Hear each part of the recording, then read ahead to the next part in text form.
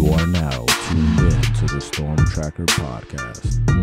It's a Storm Tracker Podcast. I'm Marcus Benjamin here with my guy Frank Tucker, representing for CanesCounty.com, part of the Rivals Network, and Mark Fletcher. Mark Fletcher committed to the University of Miami last night. A surprise to some, not to my guy Frank. He had Mark Fletcher going to Miami the entire time. I was the guy that was kind of on the fence based on what he said. He basically said his decision was made and he was going to Florida. Literally the words that we heard from him. And then he takes a visit to Coral Gables this weekend and Mario magic happens and he commits to Miami. I think it's probably, aside from maybe Okunlola and Mauagoa, the most important commit to this class with this type of offense. It's the perfect running back for the offense that we saw in 2022. You need a power back that can just bulldoze through that line and really get big chunk yards, and he is that. We've been watching Mark Fletcher for a long time now, and he's been doing it big down here in South Florida, and now he will be doing it big for the U. Frank, your thoughts on Miami not flipping, but getting Mark Fletcher to commit to Miami. My thoughts are, I told y'all. I tried to tell everybody from the jump, Miami was the leader here. Right? It doesn't matter what the kid said. We know these kids lie, right? Listen, Florida was definitely a factor in his recruitment, but people don't understand that the 2 weeks prior to his decommitment, he went to Miami, then he went to Florida, right? So he evaluated his decision based off 2 visits, not just one. It's not just what you have done lately, people. It's what you have done over the entirety of the time. And he was also at Miami and was having a good time despite a loss to Florida State.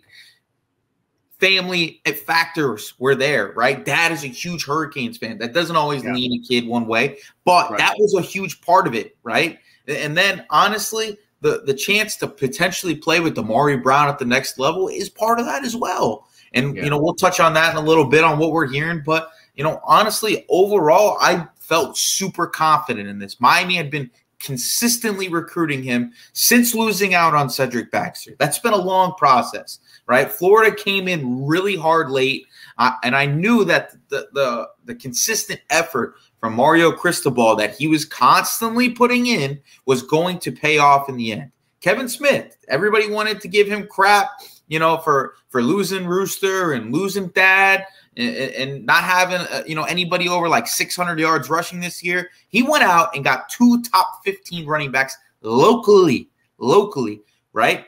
One guy fits a role, Chris Johnson, as the ultimate speed threat in South Florida. He immediately becomes the fastest player on the team as a 10-400-meter runner and a sub-21 200-meter runner. Both state championship times, top 10 level times in the country in high school, right? So immediately, you no longer jet sweeps with Romello Brinson, right?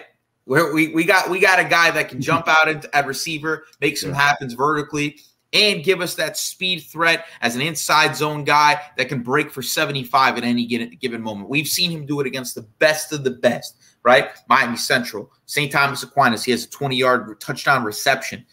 Shaman Madonna breaks for 75, right? He does it against Ely, right? Like all the best teams on their schedule, he broke against. So it's proven against elite competition. Mark Fletcher is the best back Miami's recruited in a long time. People do not understand how good Mark Fletcher is, and we have not even seen the best of Mark Fletcher. He hasn't had a healthy offseason since coming to American Heritage, right? So we're finally going to have this kid in a real weight training program, right, at 230 pounds just naturally, 6'2". Bulldozer just breaks off people. Even the central staff was was saying how good this kid was after beating them in the state championship game. Like Brandon Innes, Malachi Tony, they all had a lot of respect for those kids. The one player that scared them on any given play was Mark Fletcher. That kid is an elite player. And you know, I have constantly talked about this since joining Canes County. Miami has not had a 1,000-yard back since 2016. Going into next season, that is good for 7 years. Miami has not had a 1,000-yard back. Right? We've had guys get close. But listen, we've relied on the likes of, and it's no discredit to these players, right? But they're good. DJ Dallas, Travis Homer, right? Even Mark Walton, the last 1,000-yard back, Rooster, Henry Parrish. None of them are physically imposing backs. Mark Fletcher has the speed to take you for 50, the power to break multiple tackles on any given play, and we've seen him progress as a receiver over his high school career to be a guy that can play on all 3 downs.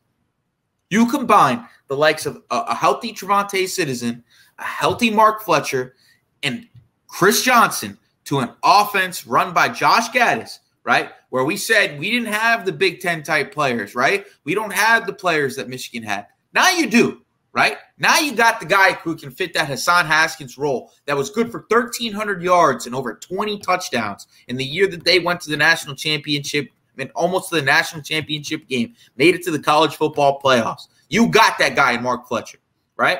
Then Blake Corum, that Blake Corum role can be filled by 3 different guys. You got Henry Parrish, who can fill that role. Trevante Citizen can do it too. And you got Chris Johnson that can be that explosive guy. You got 4 guys that can touch the ball and make an impact on any given play. Last year, we were using walk-on running backs from UAB in their 5th year, guys we've never heard of, that we added a week before the season started, right? That's what we were relying on. Now we have blue chip on blue chip on blue chip on blue chip, elite production, fits a role.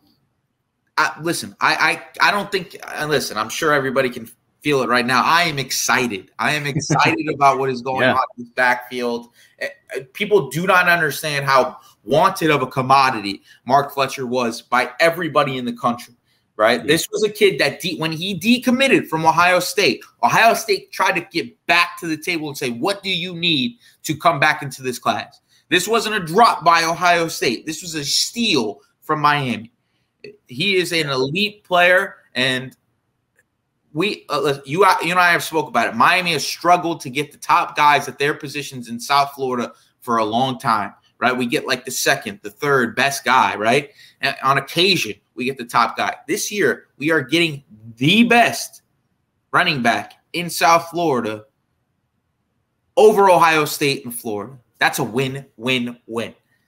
Absolutely. I couldn't have said it better myself. And when I first saw Mark Fletcher, I was like, whoa, this kid is amazing. Then I talked to the coaches over there at Heritage, and you know who they compared him to? Derrick Henry. They said he's little Derrick Henry. And over the past few years, I can't disagree with that notion at all, because that's basically what he is. And to have that type of back and this type of offense with this offensive line. So, you know, the last time that we were on this podcast, it was Okunlola Day, and we already, you know, assumed that he was going to commit to Miami, which he did. So you already have 2 5-star offensive linemen coming into the class, but we also got a transfer in Javion Cohen from Alabama. So now that addition kind of just adds to the bulk or the beef of this offensive line. All of a sudden, this O-line and running back class is you could argue is the best in the country. And this class is shaping up to be one of the best ever and could be a program changing or program defining class for the University of Miami. And they're not done. The more and more is expected to come here. Over the weekend, they had several recruits visit Miami, including Ruben Bain and the Washington Twins and Antoine Jackson or whatnot. But probably the most important or the most surprising visit for the weekend was Conrad Hussey. Conrad Hussey, the dynamic safety out of St. Thomas Aquinas, was rumored to go to Colorado this weekend to go see Dion and company, and that didn't happen. He ends up taking a visit to Miami and gave him a ton of to think about. And he's already committed to Penn State right now, as we know, and he's been kind of, staying loyal to that program since his commitment.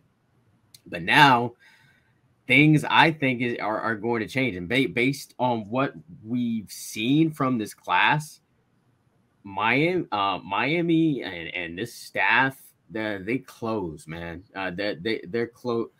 They close better than Mariano Rivera for the Yankees when it comes to recruiting.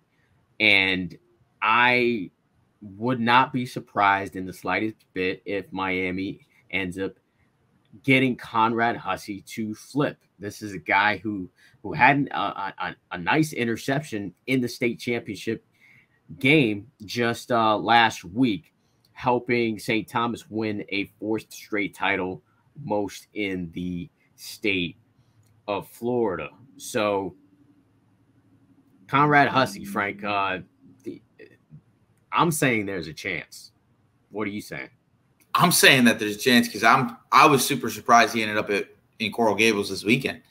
He's been telling everybody that he's locked in, and we know how sometimes kids are with their recruitment. They're kind of secretive about it. But nobody in his circle knew he was going to be in Coral Gables this weekend. Right. This was something that he kept completely under wraps. You and I both know we've been hearing that Miami has deeply been trying to get into that process for Conrad Hussey. It's been them trying to crack that nut for a while, and it seems like they have. And what we saw, on Instagram from Antoine Jackson was that kid was enjoying the visit. He was enjoying the visit. They were putting an all hands-on approach with him on that visit with other elite guys on campus that weekend. It seemed like he might have been the focus, right? It was him and Mark Fletcher that might have been those two focuses. And there's good reason for that. You've had 4 kids enter the transfer portal, right? Brian Ballum, pulled himself out, but it seems like that's just going to be more of like a graduation type thing. And then he's going to leave after the fact. So you got an empty room right now. Caleb Spencer's not a guy who's going to be playing over the top, extremely athletic player, but he's been brought in for a role. It seems like Mario Cristobal is recruiting guys for roles. Caleb Spencer is going to be that overhang type player that they didn't feel Gilbert Frierson could have been.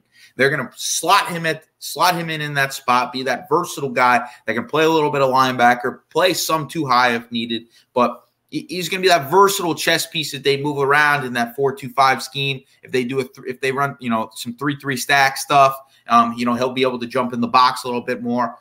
They're looking for that guy that can play over the top, right? Because Cam Kinchen's likely got one more season. He was an All-American this year. He's on pace to be a first-round draft pick. James Williams could be, on that pace as well. He's a super intriguing player, super sized player. Hasn't, always been healthy. We know he was playing with a bad shoulder injury this year. If he's healthy next year and they are playing off each other, you could have just 1 year of that duo left. And then what are you doing after that, right? I know that Mario is going to always kill the transfer portal, but you don't want to have to rely on that, right? And if there's a local elite level talent like Conrad Hussey, who, nobody talks about, is also an elite cornerback, right? Like, it's not just like you're bringing that kid in to just play free safety. If there's a breakdown at cornerback like we've had over the years, you can slot him in right there, and he is going to have a seamless transition to that position as well. So, I think that there's a chance. I like the idea that, he visited and things are going smooth there. Penn State, it's great. I think him and King Mack had a really good relationship in regards to going to school together. I know that they're best friends, but for Miami to be able to get that to happen, that if there's smoke, a lot of times there's fire. And I thought it was going to be probably Florida State that flipped him. But as we know with OVs, if you get the last OV, you got a shot. And every time that Miami gets that last visit, the last word in, they seem to be able to pull through. They did it with Chris Johnson. They did it with Mark Fletcher. They did it with, Samson Okunlola. They didn't get the last one. And they had him in this weekend from what I'm hearing, but they were able to pull him, right? So overall, last word, Mario Cristobal, his influence is there. I like the idea of Conrad Hussey being that true safety of this 2023 class. Many of the times when a kid goes on a visit right before signing day, that last school that he visits usually has the leg up. So that is definitely boding well for the Hurricanes. But credit to him for kind of keeping it so candid. I'm going to start calling him Candid Hussey, because for him to kind of keep everything under wraps the way that he did. I mean, you and I, we dug deep to find out what was going on with him, and for him to kind of sneak that visit.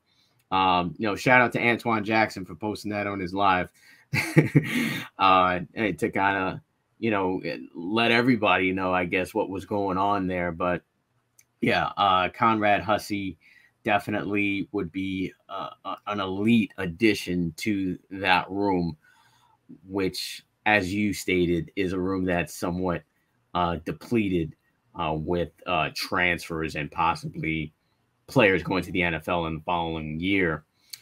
Another tandem that we must talk about, it's kind of a, maybe a 2-for-1. I hear could be a 2-for-1 type of deal. Another elite DB from South Florida, Damari Brown and Devontae Brown. Devontae Brown played at UCF and was productive there in the transfer portal at Miami this weekend. And from what I hear, Damari Brown, who said he wasn't taking any visits I spoke to him right after the state championship game. He was very clear and said that he was done with his visits. He's already taken an official to Miami already that Florida State weekend. From what I hear, or from what you're hearing, Frank, Damari Brown was on campus last weekend, and both could be committing to Miami. Yeah, I'm hearing that, another secret visit for Mario Cristobal. He gets the brothers on campus, and they were there all weekend with Mark Fletcher, which is a huge development as Mark committed, right? So they were obviously saying enough right things, getting these kids to buy into the process, which is something we haven't seen from American Heritage in a long time, right? Like, we grabbed James Williams. That was in a COVID year, right? And he was just a singular addition in that class. We grabbed Daryl Porter. We grabbed Daryl Porter after the fact, right? After he goes to West Virginia and becomes an all-conference type player. We get Nesta Silvera. Nesta Silvera was like the ugly duckling of the bunch, right? Like, we didn't get the Tyson Campbells. We didn't get the Pat Surtains. We didn't get those guys. We just didn't. We didn't get anything. I'm just laughing at the fact that you said ugly duckling. Hey, listen, and nothing on his appearance. It's just, he was the rug to the litter. What do you want me to say? It's hey, congrats to him for going to the NFL draft. I think congrats to Nesta. I look forward to seeing him bull rush in the NFL as well. But, it's just been a pipeline, even with American Heritage coaches on the staff, that we weren't able to crack. And it's always been one of those things that's been confusing for Canes fans, writers, coaches alike. What does Miami do to be able to get into that building? And it seems like there was an impasse there, right? It was Bama being able to get in there. It was Georgia able to get in there. It was Ohio State was able to get in there. Never Miami. But it seems like that's starting to flip, right? It started with James, right? It started with James, and now it seems to just continue to move forward, right? Like, Malachi Tony's a kid that they're going to be going after really heavy now. Miami was one of his first offers, right? Yeah. Byron Lewis was one of his first offers, right? Like, and it sounds like Damari Brown and Devontae are both going to end up in Miami. I'm hearing from from sources inside the situation that the visit went swimmingly. And they do want to play together. They want to be a tandem. They want to be a package deal. It's not like Miami is taking Devontae just to get Damari. They like Devontae. There's been an evaluation on Devontae as a kid that could play cornerback and safety, super technically sound. He's been productive. He's been on a high level, playing field at UCF, playing in bowl games, right? Playing a high amount of snaps. And that's just what Miami doesn't have at DB right now outside of Cam Kitchens and James Williams. I'm looking forward to Devontae Brown getting into the program. I think he'll probably play right away. Damari's, obviously we know Adai, if he's still coaching the corners, is not high on freshman cornerbacks starting from the jump. He might have to pivot on that a little bit because you got potentially two of the best corners that Miami's recruited in a long time, and Damari and Cormani McClain in the class. But I'm hearing that, things are moving in that direction. They're obviously both legacy kids. Dad, Selwyn Brown, is super into the program. Every time I'm at American Heritage, he's wearing Miami gear, right? So, I remember there was one time I'm interviewing Damari after practice, and he's in his Miami gear standing off to the side with a grin on his face. And he's just happy about it because he's got to talk about Miami at that point. So there are family factors there that are potentially keeping them home. And I think that there's a real need for Damari Brown. There's not uber talented corners on the roster right now. He is big. He is fast. He's been productive. We've seen him go against the elite receivers in South Florida and match up the best that anybody's played them really all year. Jeremiah Smith, we both talk about him as the freak of all freaks, right? Yeah. I think he had 2 catches on him the entire night. That last touchdown wasn't even on him. It was a quick slant that was on an overhang player, the slot guy. And Damari did his thing. He did his dollar in that game. We saw him in the state championship game. Lamar Seymour has 0 catches in that game. And Damari Brown's huge part of that. And Lamar Seymour, we talked about all year, was having a huge year. Double-digit touchdowns, was 600 yards while sharing catches with other guys. I give him a lot of credit for how he developed as a receiver, and Damari strapped him up. Anybody that went his way, strapped him up. Blue, like Central was killing them in the slot, right? And one nice catch on the outside. It wasn't stuff going at Damari Brown. They knew who to go after, and it wasn't number 2. I'm hearing that things are moving really well in that direction, and I think we should be expecting a commitment soon. Awesome. I mean, if they do, imagine you got Damari Brown and Cormani McClain, two of the best cornerbacks in the entire nation as Miami Hurricanes.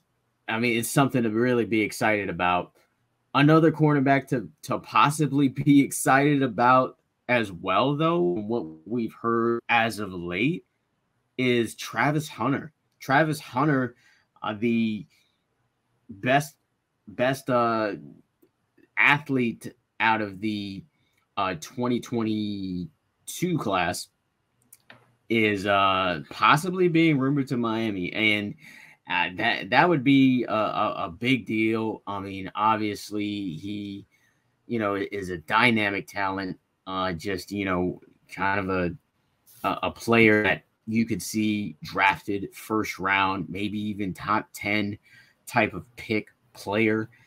I wouldn't put any player past this staff right now. I think any player is a possibility to commit to Miami. Obviously, I think Dion is going to try to bring him in to Colorado. Here, Georgia possibly is in the mix as well. But adding a player like that would be amazing through the transfer portal. But before I let you kind of chime in on that, just a couple of the players that we're expecting to commit to Miami through the transfer portal is Tumisi Adelaide. Is it Adelaide? Yeah, Adelaide. It is Adelaide. So you heard this on an interview or something? That I did. I've heard it. Tumisi Adelaide. Adelaide. Thank you. All right. So Tumisi Adelaide. Apologies for butchering that name. We're expecting him to commit to Miami, as well as Thomas Gore. Thomas Gore, I had a chance to kind of look at his stats, and he's one of the highest rated, despite his size, he's one of the highest rated defensive tackles when it comes to Pro Football Focus. And he, you pair him with a guy like Leonard Taylor, and now that Darrell Jackson is off to FSU, he's really kind of a great player to kind of plug into that role, along with a Joshua Thornton and some of the other players that are already on the roster here. So I'm actually really excited about him, Thomas Gore, from what I've seen on tape and from what I've seen from his stats. We're expecting him to also commit to Miami. So a couple other transfers are potentially on the way. Dante Thornton, update with him is that the visit went well, but no imminent announcement at this point. I think Miami's in a good spot, not ready to predict him to commit to Miami as of yet. And then Miami's also working on Derek Williams, from what I hear. The player out or committed to Texas, that could be a possibility. Keep an eye on him as well. But back over to Travis Hunter, Frank. What do you think Miami's chances are to land him or any other transfers? Yeah, I think the Travis Hunter situation is interesting, right? There's a little smoke there. Some rumors have been floating around that Miami is, one of a few schools that he could be potentially interested. I still, if you put a gun to my head, I would be saying Colorado here. I think he's a Deion Sanders kid. I think he's opening up his options just to see what's out there. He didn't turn down the idea of going to Colorado, so I think he's gonna go through his process very similar to how his recruitment went in high school. But I think overall he's probably going to make the same decision that he did before, and that's to go with his quarterback that he's had a lot of success with at Jackson State, and go to Colorado to a Pac-12 conference that is obtainable in the first year. It's not a powerhouse conference. USC is not the team that everybody thought they were, right? Oregon State, solid program, right? Not a powerhouse. Utah is Utah, right? They're going to be good, never a playoff team.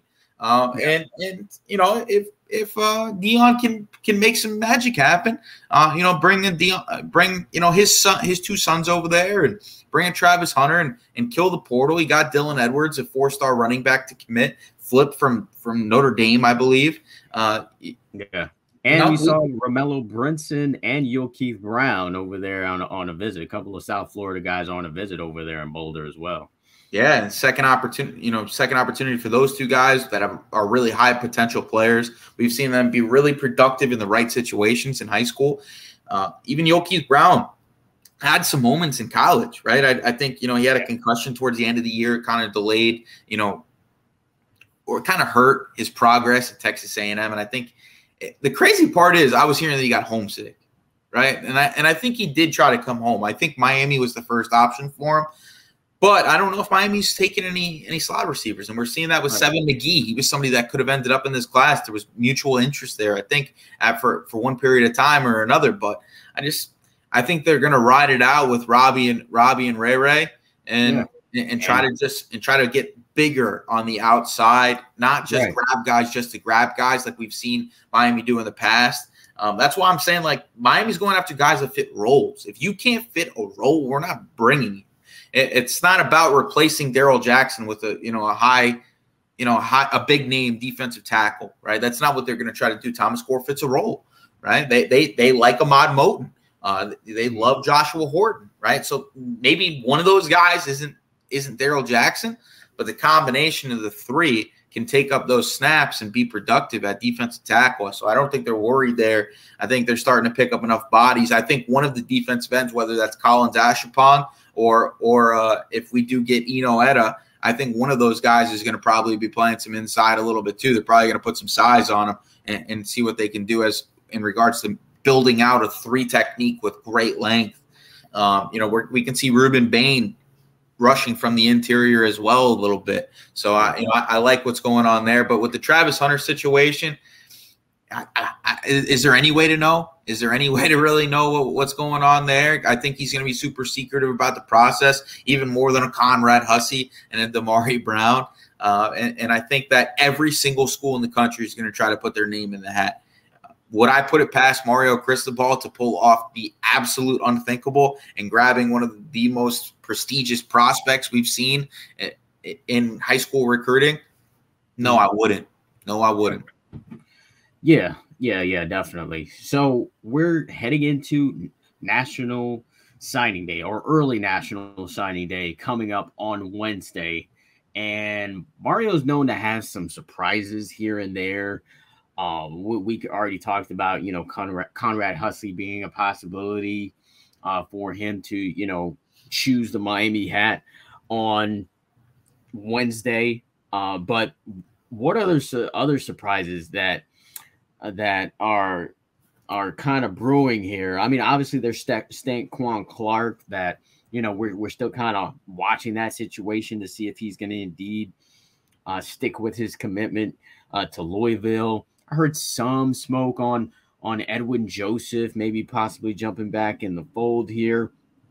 And then, like I said, maybe Derek Williams, it could be, I don't know, could be a surprise flip there, or he could choose the Miami hat there. But for the most part, it seems like this class, besides the names that we've already mentioned, will stay as is. Do you see any other potential surprises come Wednesday? Yeah, I know you spoke to Shadarian Harrison, and it seems like he's pretty locked in with Pitt. Yeah, he seemed pretty locked in with Pitt. He said that Miami kind of jumped into this race a little bit too late for him, which is understandable. I mean, we're only a couple of weeks out. For you to try to, turn the heat up during his playoff run, I kind of understand that. I totally doubt that Miami is able to flip him from Pitt. Yeah, and I'm not expecting it, right? I think he's still on flip watch, though, right? And we've seen how these kids operate, especially in the NIL age, kind of trying to control the narrative a little bit, maybe drive up the price a little bit more. I still think that DVD is probably going to continue to push until the very end to kind of flip that cornerback room, because there's still talent needed. Even if you add Cormani McClain, Antoine Jackson, Robert Stafford, like, you don't know what Robert Stafford's going to be. Antoine Jackson's still going to be a year from being able to play at the University of Miami at all, right? He's going to be a complete incubator player for the first year in Coral Gables. He's going to be a redshirt as redshirt comes. So, adding a guy like Shadarian Harrison, who's an intriguing prospect, he's got great ball skills. He's been productive at 2 different schools. He was a running mate of Cormani McClain. So, I think if Cormani McClain pushed a little bit, DVD keeps it going, that relationship, over these last couple of days continues to build, there's still a chance. Like you said, Stanquan Clark is somebody that still a chance. I think it would have been more of a chance if he visited this past weekend. Instead, he went to Louisville for his official visit. Obviously, pretty strategic move by Louisville to make sure that they got the official visit the last week to not give Miami a chance. Yeah. And I think NIL-wise, Louisville's probably not going to get outbid in that situation. He's a priority prospect for them. And I think, when you have 4 linebackers already in the class, you're not going to go crazy for one kid. I would love to see Stanquan. I think all of us would love to see Stanquan Clark home. He played great in the state championship game. I looked at some of the tape, and he was meeting Fletcher on most plays. Yeah. And I think the one thing people see the huge hits from Stanquan. They see the speed and the ability to be able to cover as a safety in 7-on-7. What they don't understand is if you watch his eyes this year, he has developed so rapidly as a linebacker. He's become a high school linebacker to a guy that's next level with how he interprets plays and how he is able to read guard to near back and be able to play off the run to the pass, get into his pass drops, make some plays. He is becoming a total linebacker, and that's why I would love to see him in this class. I think he's easily one of the best linebackers in the country, not just South Florida. But I would say slim to none there. You spoke about Derek Williams. Derek Williams is a potential flip candidate, especially if they can't flip Conrad Hussey. I know that they're trying to get at least one safety in this class. There's not a ton of options in the transfer portal for like immediate impact safeties. They went after Donovan McMillan. He ended up going to Pitt. There's been a few guys that committed to other spots that they might have had some intrigue in. But overall, I think that's pretty much it. We're at 25 commitments right now.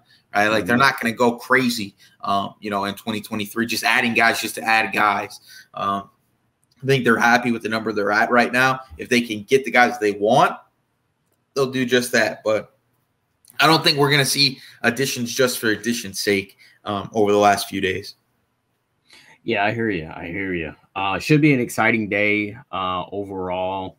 Just signing day is always a fun day. Seeing the class officially sign. Most of the class, if not all, should be signing on Wednesday. So we'll see what happens. Tune in to CanesCounty.com for updates on all of these players. Just wanted to also touch on the South Florida Express tryouts that I did attend over the weekend. And some of the players that stood out to me, just a couple of players, two of which did get offered by Miami. Dalen McCutcheon, player, wide receiver out of Texas, Lovejoy High School. He's a player that I liked and had some South Florida ties. His dad actually lives down here in South Florida. A lot of his family is down here in South Florida. He was offered by Miami over the weekend. And also Xavier Lucas as well was also offered or made his offer public this weekend as well. He's a dynamic defensive back. When I saw him in tryouts, he pretty much locked down every receiver he was on, pass breakup after pass breakup after pass breakup. Just has really good hips. Really good vision, gets his head around when the ball's in the air. He's just a really good kid to talk to as well. Another dynamic DB out of Dillard High School, where, of course, Antoine Jackson played his high school ball. So there's the connection there.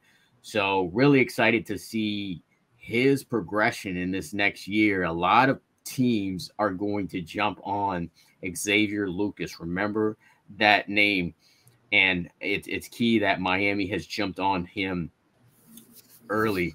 My guy, Coach Blue, told me about him, after I already noticed him in the tryouts, and he just kind of reiterated how great of a kid he was. OJ Frederick was also a player that I liked as well as far as DBs are concerned.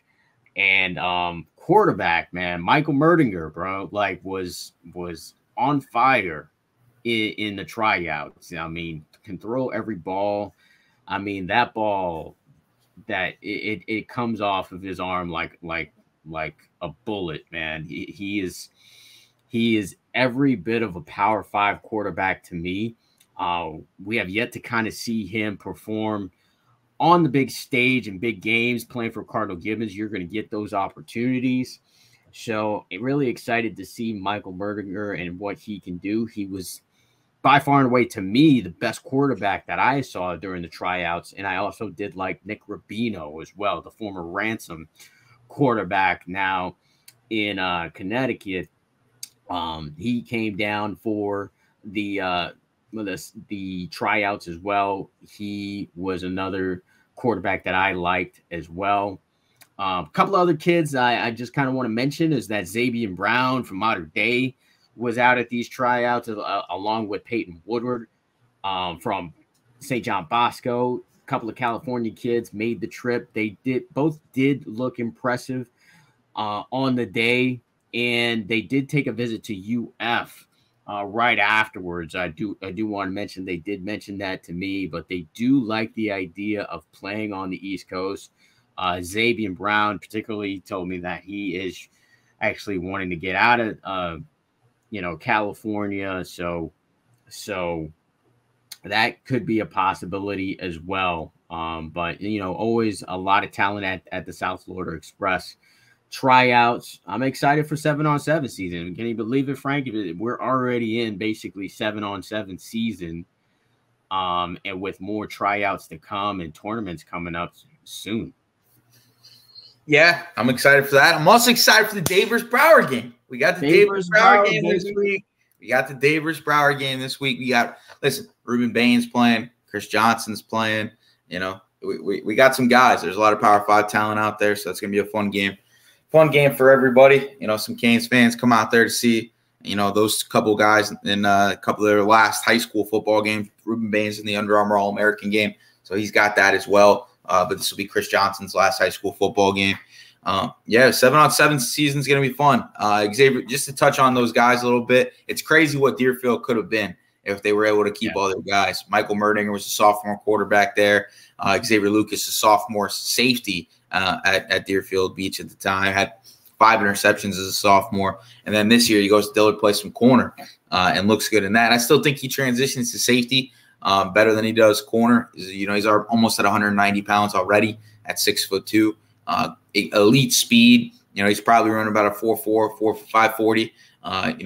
Elite length as you've touched on, and he's getting more comfortable covering in space, which makes him an intriguing free safety prospect, in my opinion. I think he's very easily a 4-star prospect when all things are said and done.